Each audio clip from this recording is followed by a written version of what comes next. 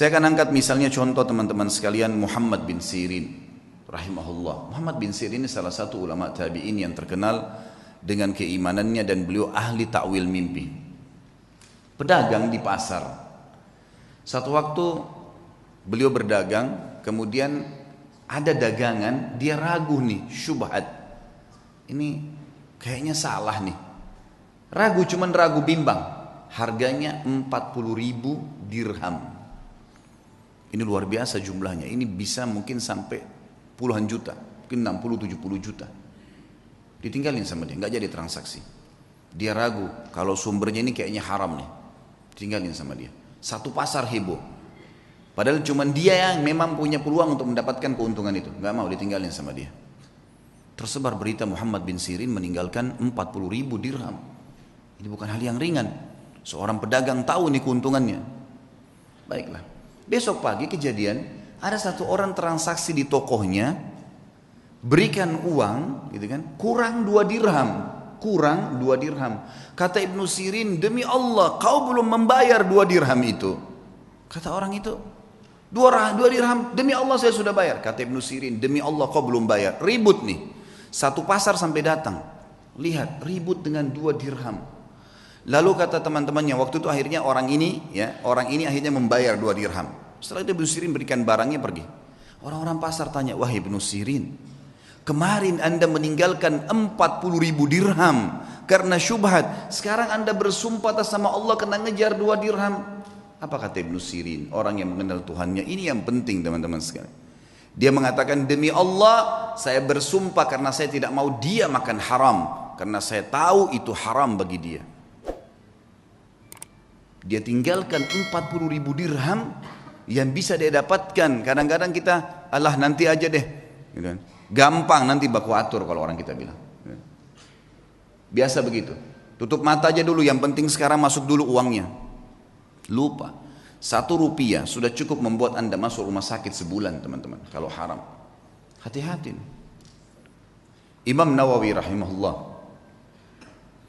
Imam Nawawi ini pernah mendengar berita tetangganya kambingnya hilang. Tetangga dia bilang sama dia, kambing saya hilang, nggak tahu siapa yang ambil. Saya udah cari di tempat-tempat yang biasa saya gembalain, nggak ada. Berarti dicuri nih. Imam Nawawi tidak beli kambing 1 bulan, nggak beli kambing.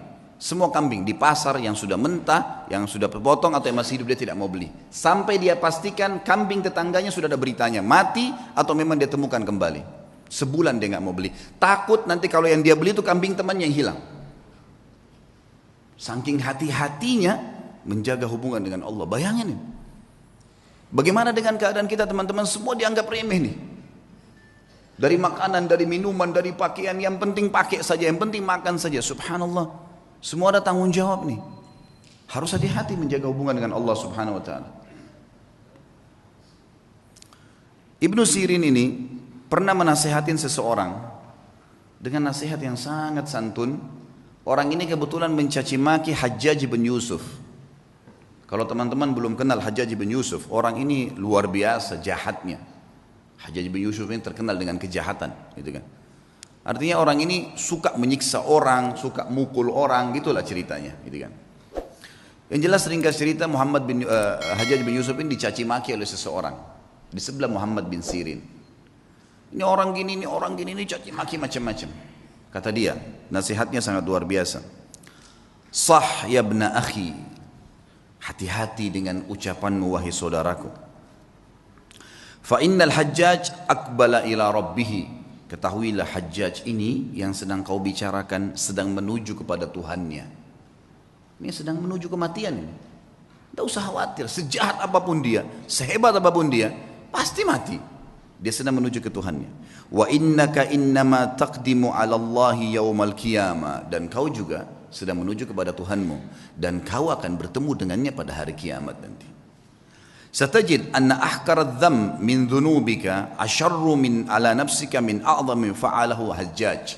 Dan pada hari itu, di hari kiamat, kau akan temukan dosamu yang paling kecil, kau akan lebih khawatir dan lebih takut daripada dosa terbesarnya Hajjaj yang pernah dia lakukan. Dia akan dihukum sama Allah. Tapi nanti hari kiamat kau akan temukan dosamu yang paling kecil adalah sesuatu yang lebih kau takuti daripada dosa terbesarnya Hajjaj. Falikulli imri'in sya'nun yughnih.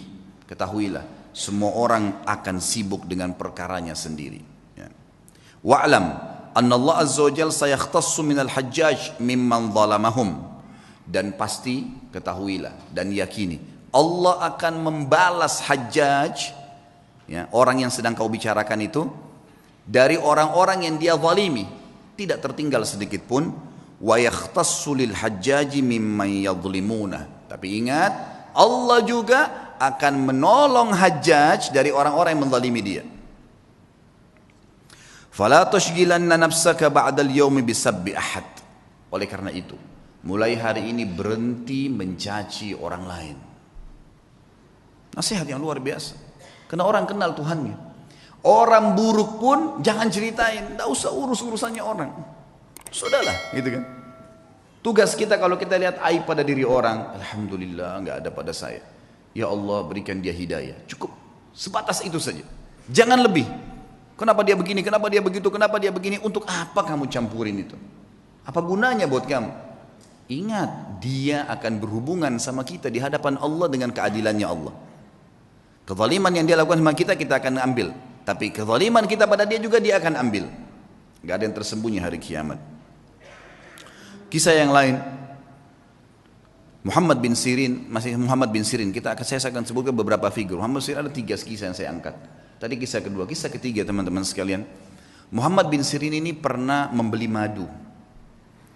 Madu ini kebetulan dibeli 1 gentong besar. Kalau gentong di zaman dulu itu mungkin ya bisa menampung sekitar 200 kilo madu. Sampai 250 kilo madu. Waktu dia beli, dia taruh di gentong, rupanya malam hari atau dia tidur, dia lupa tutup gentong itu. Masuk tikus. Tikus ini masuk ke madu. Masuk, dan ini madu diambil karena jumlahnya banyak, jatuh tempo. Muhammad bin Sirin rahimahullah lupa tutup, masuk tikus, tikusnya waktu dia bangun pagi, dilihat mati di madu itu, nggak bisa keluar, melengket, mati. Muhammad bin Sirin rahimahullah mengambil madu itu semuanya dibuang. Dibuang, sengaja cari sungai, dibuang. Dia bukan buang biasa, dibuang di sungai supaya mengalir gitu. Orang-orang semua datangin, wahai Muhammad bin Sirin, tinggal kamu angkat tikusnya, yang lainnya jual. Kenapa kok harus semuanya dibuang? Apa jawaban dia? Demi Allah saudaraku, aku tidak tahu tetesan mana madu yang kena bakteri, yang kena kotorannya, najisnya tikus itu, sehingga saya jual pada seseorang dan saya menipunya gitu. Maka saya lebih baik rugi semuanya daripada saya dihisab sama Allah hari kiamat. Luar biasa imannya. Dibuang, dialirkan semua. Kisahnya berlanjut, subhanallah. Pemilik madu datang nagih. Beberapa waktu kemudian, wahai Ibnu Sirin, tagihannya. Kata Ibnu Sirin, saya belum punya uang. Kata dia, baiklah, bagaimana jalan keluarnya? Ibnu Sirin bilang, kasih saya waktu, beberapa waktu saya akan bayar. Baiklah, dikasih waktu. Berjalan waktu, sama Ibnu Sirin dengan hikmah Allah belum punya duit. Orang ini hanya mengeluh kepada hakim. Hakimnya manggil, Muhammad bin Sirin ulama besar, dipanggil, dihormatin di pengadilan, lalu dikatakan, wahai Ibnu Sirin, bagaimana kasus anda? Dia bilang, hukum di tangan anda. Ceritanya begini, dan memang saya belum punya apa-apa. Kata hakim, kalau begitu anda akan dipenjarakan. Kata Ibnu Sirin, lakukan, penjarakan. Dipenjarain Ibnu Sirin sampai tunggu siapa yang bisa bayarin buat dia gitu. Subhanallah, penjaga penjara tahu siapa Ibnu Sirin, ulama besar. Kata penjaganya apa? Wahai Ibnu Sirin, kalau malam hari pulanglah tidur dengan keluarga anda, pagi silakan anda kembali ke sini. Kira-kira bagaimana tuh kalau kita ditawarin begitu? Penjaga penjara, silakan pulang ke rumah, nanti pagi datang lagi ke sini gitu. Begitu terus di penjara. Kata Ibnu Sirin, demi Allah, sambil pegang kerangkengan penjaranya, demi Allah ya saudaraku, saya tidak akan tolong kamu masuk ke neraka. Saya akan tinggal di sini sampai utang saya terbayar. Gak mau keluar. Baca Al-Quran, sholat malam, sampai akhirnya orang-orang satu Baghdad datang membayarkan dia. Didengar ceritanya dibayarin, ya. Lunasin utangnya sampai dia keluar. Tapi bagaimana mereka mengetahui hubungannya dengan Allah Subhanahu wa taala? Dan ini satu hal yang mahal teman-teman sekalian, mahal sekali. Ini hanya bisa didapatkan bagi jiwa-jiwa yang suci, yang bersih, yang mau memang berhubungan dengan Tuhannya. Dan Allah Azza wa Jalla ini zat yang kalau memberi selalu dalam Al-Quran bahasanya apa? Bighairi hisab. Innama yulaqqas sabiruna ajrahum bighairi hisab. Selalu ada kalimat bighairi hisab, bighairi hisab. Bighairi hisab itu tanpa ada hitungan. Kita kalau minta sama Allah satu, Allah nggak kasih satu, 10, 100, 100 ribu. Luar biasa kalau pemberian Allah SWT itu.